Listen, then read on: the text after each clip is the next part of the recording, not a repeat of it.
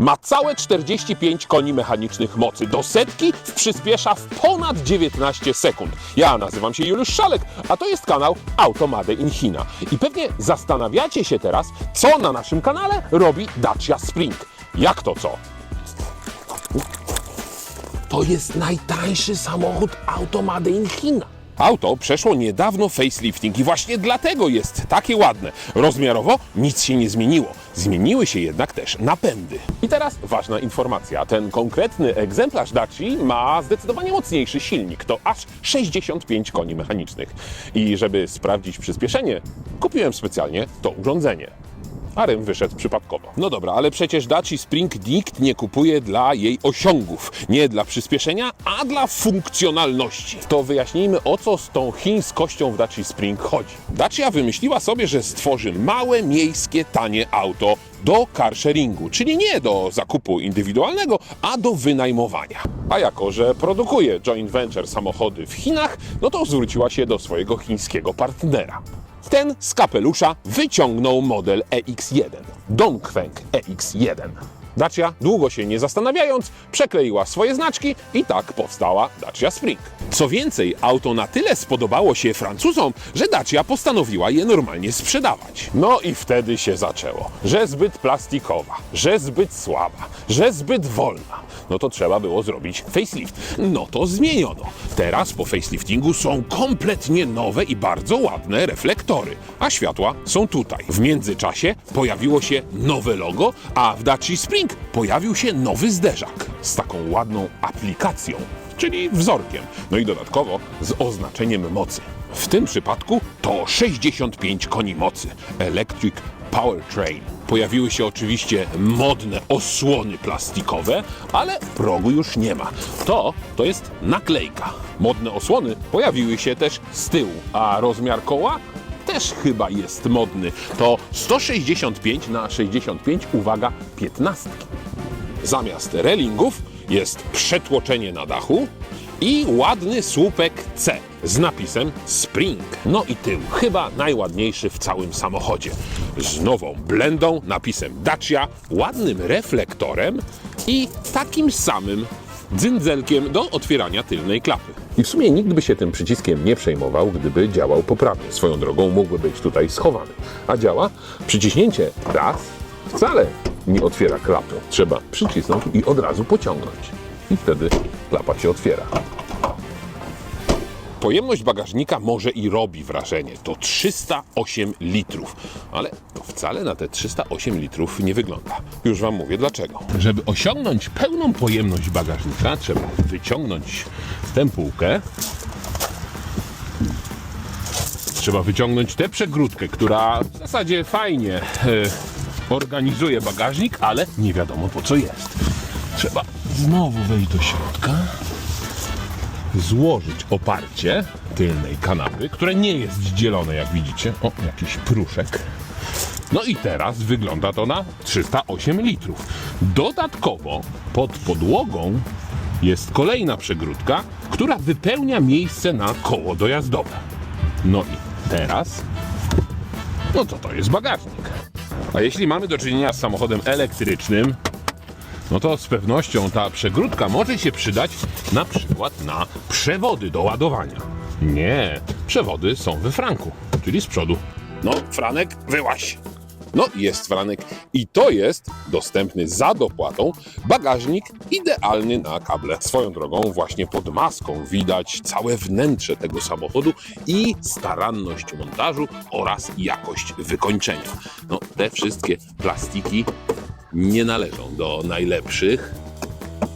Te śrubki już widać dostały troszeczkę w łeb, ale co zasługuje na pochwałę, maska ma wyciszenie i to w samochodzie elektrycznym. Nie ma teleskopów, jest za to zwyczajny, tani patyk, jak w innych Toyotach. No i ważna informacja dotycząca ładowania. W standardzie jest ładowarka AC o mocy 7,5 kW, ale za dopłatą albo w mocniejszej wersji Dacia Spring jest ładowarka DC.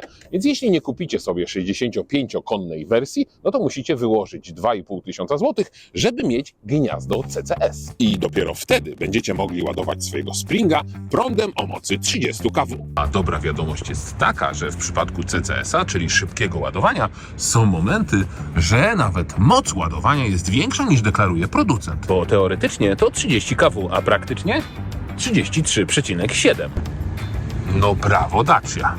No i jak nie trudno policzyć, to oznacza, że naładowanie baterii od praktycznie 5 do 80% zajmuje raptem pół godziny. Muszę się wam przyznać, że Dacia Spring wizualnie mi się podoba.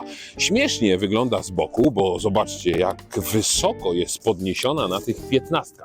Ta odległość od koła do nadkola jest naprawdę bardzo duża, a bateria 26,8 kWh umieszczona jest pod podłogą. No dobra, wiem, że na to czekacie, czyli samochód 3,7 metra to całkiem sporo, a miejsca w środku?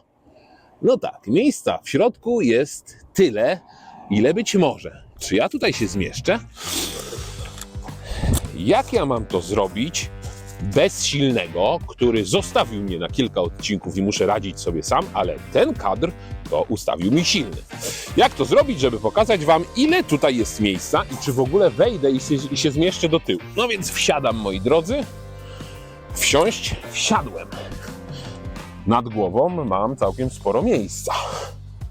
Podłokietnik, zagłówek mogę sobie dobrze wyregulować. No przesadziłem, że nad głową mam sporo miejsca, bo jak wyprostuję się, no to moją dwójną czupryną, a mam 198 cm wzrostu, szoruję po dachu. Fotel, widzicie jak jest mocno cofnięty, ale to nie dlatego, żeby tutaj było mniej miejsca, tylko dlatego, że ja ustawiłem sobie przedni fotel pod siebie. Więc jeśli miałbym przesunąć fotel do przodu, to nie usiadłbym za kierownicą, więc siedzę normalnie za sobą. Zmieścić się zmieściłem, ale drzwi już nie zamknę, bo moje lewe kolano po prostu nie mieści się do samochodu. No nie. Wiem, jestem ponadwymiarowy, mam 198 cm wzrostu, więc wiem już z waszych komentarzy, że nie można tutaj brać tego pod uwagę. No niemniej jednak tacy kierowcy jak ja się zdarzają, jak widać na załączonym obrazku. Zatem jazda dla mnie z tyłu Dacią jest niemożliwe. Pokazać wam jeszcze chciałem kilka detali, na przykład takie metalowe wykończenie. Osłona. Fajnie, bo ładując coś do bagażnika, nie porypiemy zderzaka. Nie, żeby on był jakiś czarny, aksamitny albo pianobleck. Nie, to zwykły plastik szorstki. Ale są osłony, które, uwaga, po zamknięciu bagażnika też widać. No i jeszcze jedna rzecz, która świadczy o średniej jakości wykończenia takiego samochodu. Słyszycie ten dźwięk, który towarzyszy zamykaniu na przykład tylnej klapy?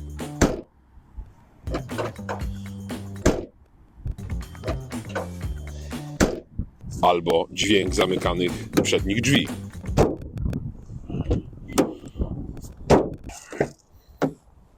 No to może za kierownicą jest wygodniej? Wygodniej i może nawet ładniej. Zanim wgramolę się do środka, no to kilka spostrzeżeń. Ta tapicerka nie jest przyjemna w dotyku, to jest zdecydowanie bardziej miłe, ale to również nieprzyjemne. Te wszystkie plastiki, które są bardzo twarde, bardzo nieprzyjemne, bardzo szorstkie, a miękkich wykończeni na drzwiach, no to naprawdę ze świecą szukać. Na szczęście tutaj pojawia się coś w innym kolorze, co rozbija tą szarość i monotonię. Te białe elementy pojawiają się także na osłonie zegarów. To już nazwałem kiedyś kartonem mleka, a to jest ciekawy gadżet. To, moi drodzy, to jest Daciowe Simply Clever, czyli pojemnik, który można wyciągnąć, dzięki takim uchwytom zamontować w innych miejscach.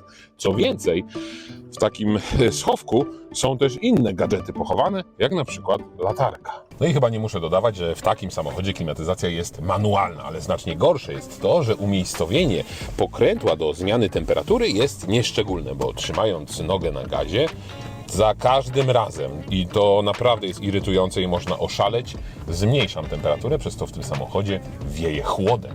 Obsługa wszelkiego rodzaju urządzeń jest prosta i nieskomplikowana, no bo same urządzenia są proste i nieskomplikowane.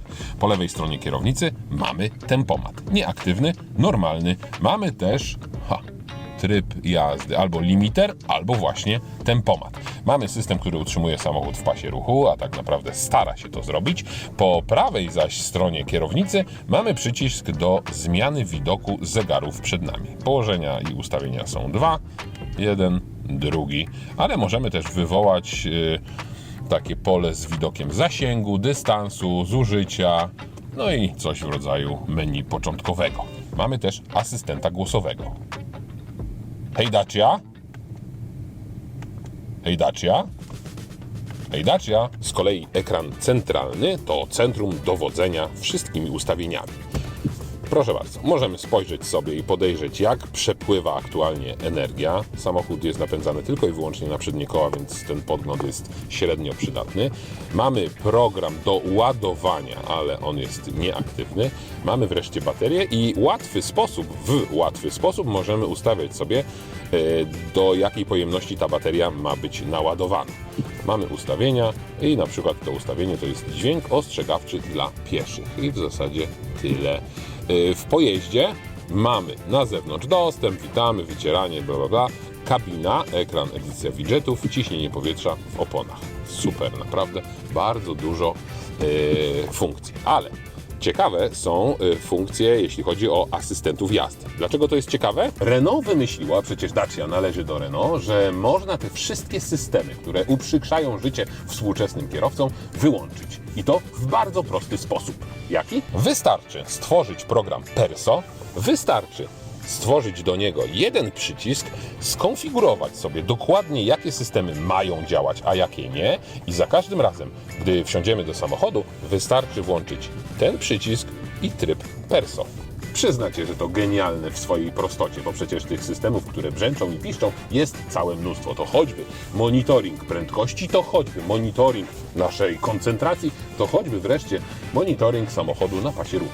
No i w sumie nie powiedziałem o jeszcze jednej śmiesznostce. Z samochodem dostajemy normalny kluczyk i choć to samochód elektryczny, ten normalny, nieskładany kluczyk musimy wsadzić do stacyjki. Czyli mniej więcej wygląda to tak. Po wejściu do samochodu system się odpala, ale zmienić biegu nie mogę. Więc muszę wsadzić kluczyk do stacyjki, przekręcić normalnie, tradycyjnie, jakbym chciał uruchomić silnik spalinowy.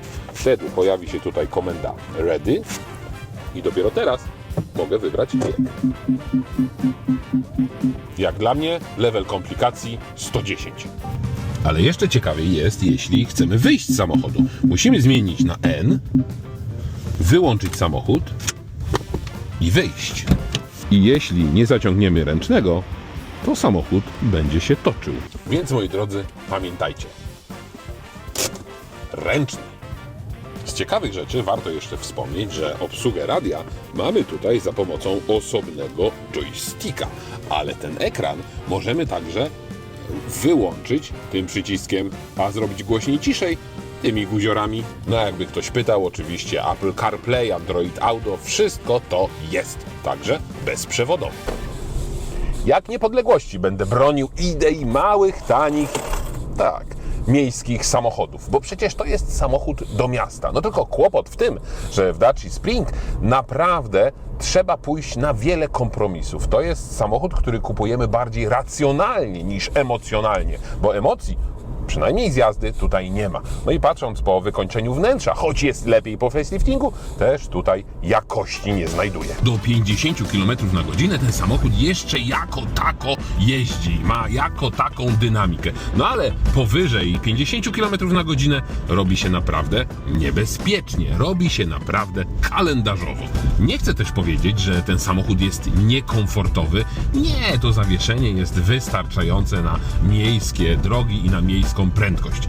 W aucie powyżej 50 robi się głośno. Jest rekuperacja i to jest dobra informacja. Mamy tryb w skrzyni biegów B. I wtedy faktycznie po zdjęciu nogi z pedału gazu samochód zdecydowanie mocniej odzyskuje energię, przez co hamuje. No ale w mieście to nie jest zbyt dobra funkcja do korzystania na co dzień.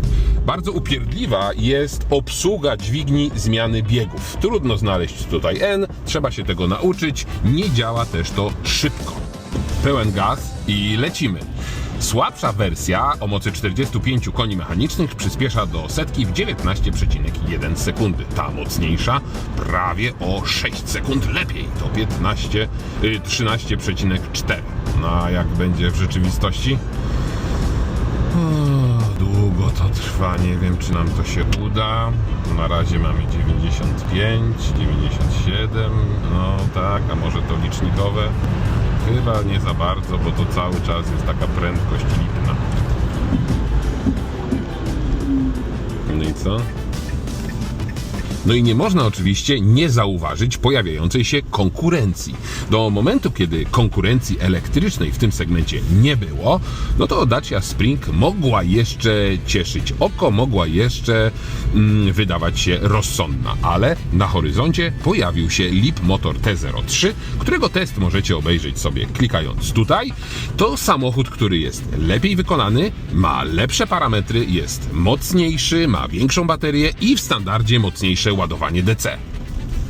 A kosztuje tyle, co najtańsza Dacia Spring. Reasumując, mamy więc małe, zgrabne, funkcjonalne i poręczne auto, idealne do miasta. Ale mamy też auto, w którym trzeba iść na wiele kompromisów, w którym trzeba iść na wiele wyrzeczeń. No bo przecież jakość tego samochodu, jakość tych plastików i jakość wykończenia, no pozostawia wiele do życzenia. Poza tym mamy też samochód, który w zamyśle miał być tani. I tani jest, choć to rzecz względna. Zasadniczo jest to najtańsze auto elektryczne na naszym rynku. Nie powiedziałem o cenie, a Dacia Spring w tej najtańszej odmianie, czyli z silnikiem o mocy 45 koni mechanicznych i bez ładowania DC, kosztuje, uwaga, 76 900 zł. Niedużo, tym bardziej jeśli na przykład dołożymy do tego albo odejmiemy dopłatę z programu Mój Elektryk, który niebawem ma się pojawić ponownie. Ale pamiętajmy, że to ta słabsza odmiana i żeby cieszyć się mocą 65 koni mechanicznych i na przykład ładowarką DC, to za takie auto trzeba już dać prawie 90 000 złotych. A wnętrze i plastiki i jakość wykonania cały czas jest taka sama. I mam wrażenie, jestem przekonany, że Leapmotor T03 jeździ znacznie lepiej od Dacia Spring. A na zakończenie żenujący żart prowadzącego. Ile szczoteczek ma dentysta? 100, ma to logiczne.